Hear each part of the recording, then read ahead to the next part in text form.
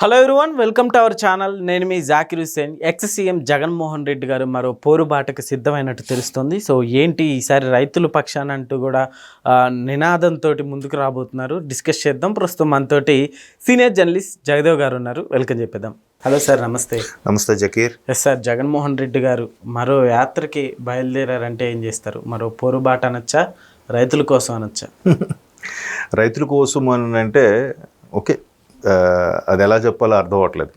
ఎందుకంటే అమరావతి రైతులు గత 5 ఏళ్లలో అంటే 2019 నుంచి ఆల్మోస్ట్ 23 ఎండింగ్ వరకు కూడా చాలా సఫర్ అయ్యారు.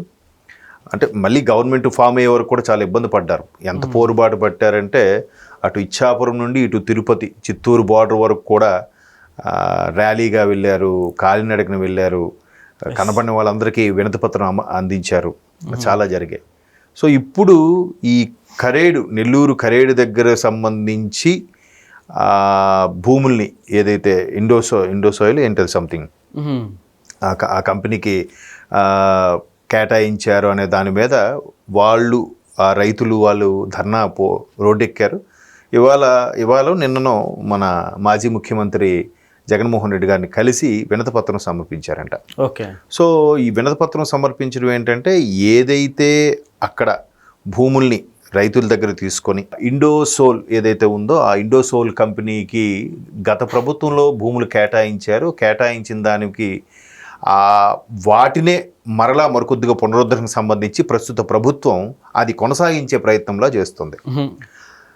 ఇక్కడ కామెడీగా ఉండే విశేషం ఏంటంటే గత 5 ఏళ్లలో అంటే జగన్మోహన్ రెడ్డి గారి ప్రభుత్వం ఉన్నప్పుడు ఆ ఇండోసోల్కి భూములు కేటాయించింది ఇదే జగన్మోహన్ రెడ్డి గారి ప్రభుత్వం. తీరా ఇండోసోలు ఎవరిది? విశ్వేశ్వరరెడ్డి అని ఒక వ్యక్తిది. ఆ విశ్వేశ్వరరెడ్డి ఎవరు అంటే మళ్ళీ అందరికీ తెలిసిందే, జగన్మోహన్ రెడ్డి గారి యొక్క అనుచరుడు అంటారు, బినామీ అంటారు, రకరకాల మనకు తెలియదు. అంటే వాళ్ళ ఆ బెల్ట్లోకి చెందిన వ్యక్తి అన్నట్టుగా కూడా కొన్ని వార్తలు అయితే చాలా సందర్భాల్లో మనం చూసాం. సో ఇటువంటి నేపథ్యంలో ఏదైతే గత ప్రభుత్వంలో వీళ్ళకి ఇండోసోల్కి కేటాయించారో దానికి ప్రస్తుత ముఖ్యమంత్రి గారు కానీ లేదంటే ప్రస్తుత మంత్రి లోకేష్ గారు కానీ చాలా సందర్భాల్లో విమర్శించిన కూడా ఉన్నాయి.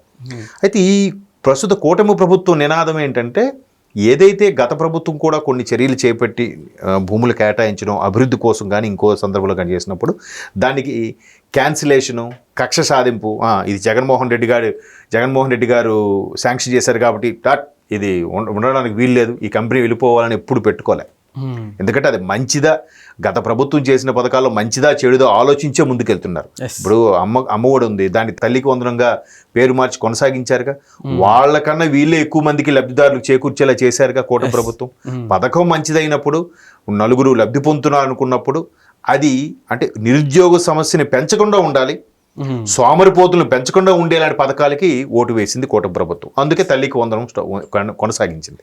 అలాగే ఏదైతే ఇండోసోల్ కేటాయించారో అది మంచిదే అనుకుంటున్నారు. ఈవెన్ కర్నూలులో బెంచ్ కూడా, హైకోర్టు బెంచ్ కూడా స్టార్ట్ చేద్దాం అనుకుని కూటమి ప్రభుత్వం కూడా ఒక సర్వే నిర్వహిస్తుంది. ఆల్రెడీ కనీసం కొన్ని రకాల ఇష్యూస్ అయినా అక్కడ ఒక బెంచ్తో నడిపించాలని తీర్మానానికి వచ్చింది. మంచిదే కదా అని ఉద్దేశంలో. అంతేగాని జగన్మోహన్ రెడ్డి గారు పెట్టారు కదా ఇది ఉండడానికి వీల్లేదు అని చేయట్లే. జగన్మోహన్ రెడ్డి గారు ఏం చేశారు? చంద్రబాబు నాయుడు గారు ఏది చేసినా ఆఖరికి ప్రజావేదిక దాన్ని ఏదో ఒక గెస్ట్ హౌస్గా అయినా వాడుకోవచ్చు, లేదా నలుగురు సమావేశాలు పెట్టుకోవడానికైనా వాడుకోవచ్చు కదా. బట్ ఆయన కట్టింది ఏదీ ఉండద్దు, కూల్చేయడమే. ఆయన అమరావతి అన్నాడా, అమరావతి మొత్తం పెంట చేసేయండి. లేదంటే ఎక్కడైనా కొత్త బ్లాక్లు కట్టాడా, బ్లాక్లన్నీ వదిలేసి పశువుల కొంపలా మార్చేయండి. ఇట్లా చేశారు. బట్ కూటమి ప్రభుత్వం ప్రజల ఆస్తిని నష్టపోకుండా ఉండడం కోసం జాగ్రత్త పడుతుంది. విశ్వేశ్వరరెడ్డి గారికి చెందినది అంటే జగన్మోహన్ రెడ్డి గారికి సంబంధించిన వ్యక్తి అని కూడా వార్తల్లో ఉంది కాబట్టి సో ఆ ఇండోసోల్కి సంబంధించిన మరికొన్ని భూములు ఏదైనా అవసరమైతే అవి కూడా రైతుల్ని అడిగి వాళ్ళ ఇష్టానుసారంగా వీళ్ళు కేటాయించే ప్రయత్నం చేస్తున్నారు. అయితే కొంతమంది రైతులు ఇప్పుడు ఇంత భూమి ఉంది కేటాయించారు అనుకుందాం, అందులో కొంతమంది ఇవ్వడానికి ఇష్టపడుతున్నారు, కొంతమంది ఇవ్వడానికి ఇష్టపడటం లేదు. అలాంటప్పుడు ఏమవుతుంది? ఇష్టమైన వాళ్ళు మాట్లాడకుండా, ఇష్టం లేదు అరే మాకు ఉండాలి భూమి అనుకునే వాళ్ళు ఇవ్వడానికి నచ్చరు. అప్పుడు వాళ్ళు ధర్నా చేస్తారు, గొడవ చేస్తారు. అటువంటి వాళ్ళు ఇప్పుడు జగన్మోహన్ రెడ్డి గారిని కలవడానికి వెళ్ళారు. ఇప్పుడు అమరావతి ల్యాండ్స్కు సంబంధించింది కూడా అదే కదా, హైయెస్ట్ ల్యాండ్ ఎక్వైజిషన్ కూడా జరిగింది కదా. సో అందులో మ్యాక్సిమం అందరూ ఇష్టపడుతూనే వచ్చారు కాబట్టే గత 5 ఏళ్ళు జగన్మోహన్ రెడ్డి గారి ప్రభుత్వ హయాంలో ధర్నా చేశారు, మాకు భూమి తీసుకున్నారు, క్యాపిటల్ ఎక్కడ నిర్వహించాలి, మేము దీని మీద చాలా ఆశలు పెట్టుకున్నాం అని చెప్పి అలా చేశారు. ఇప్పుడు ఇండోసోల్కి సంబంధించి భూమి కేటాయించారని రైతులు జగన్మోహన్ రెడ్డి గారికి వినతిపత్రం ఇస్తే జగన్మోహన్ రెడ్డి గారు అక్కడికి వచ్చి నేను మీకు సపోర్ట్ ఇస్తానని చెప్పారంట. మరి అసలు ఆ ఇండోసోల్కి ఫస్ట్ భూమి కేటాయించిందే వీళ్ళు కదా, మరి రైతులకు ఎలా సపోర్ట్ చేస్తారని అంటే ఎవరికి తెలియదు అనుకుంటారా, లేదంటే వార్తలు ఎక్కడితో ఇవాళ వార్తలు ఎక్కడితో అన్నీ డిలీట్ అయిపోతాయి, యూట్యూబ్లో కానీ ఎక్కడ ఉండవు, ఎవరికి తెలియదు అనుకుంటారా ఏంటి? దీనికి మళ్ళీ ఆయన ఎవరు మాజీ ఎమ్మెల్యే బుర్రా మాధవరావు గారు ఎవరు ఆయన ఏరియా ఆయన, తర్వాత ఎమ్మెల్సీ ఇంకో ఆయన మధు అని ఉంటాడు ఆయన, వీళ్ళు ధర్నాకి ఒత్తాసు పలకడం.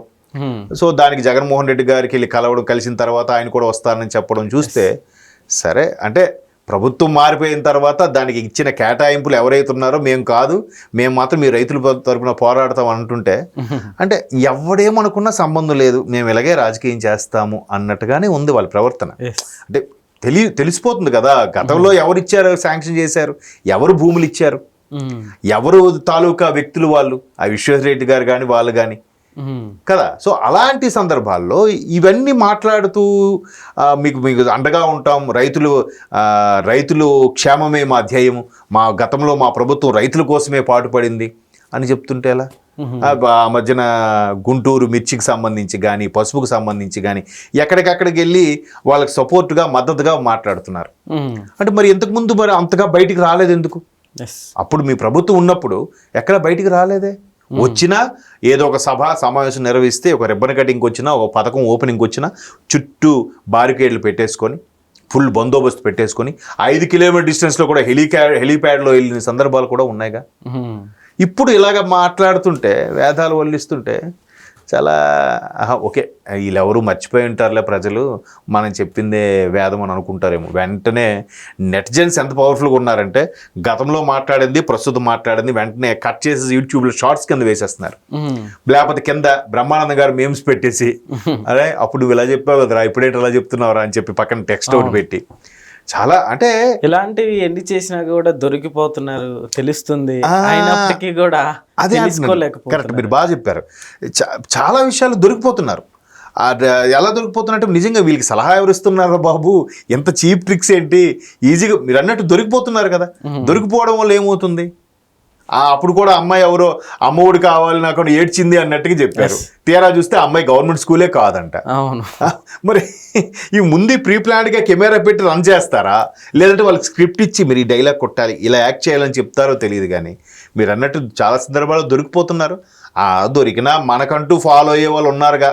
మనం ఏది చెప్తే అది నంది అంటే నంది పంది అంటే పంది చెప్తే గంగిరెద్దులా తలూపే వాళ్ళు ఉన్నారని ఉద్దేశమో మరి ఏంటో. కానీ నడవనివ్వండి, ఇంకా రాజకీయం ఎలా చేయాలో తెలియక ఇట్లా చేస్తున్నారేమో అని నాకు అనిపిస్తుంది. అది ఓకే సార్, థ్యాంక్స్ అమ్మా.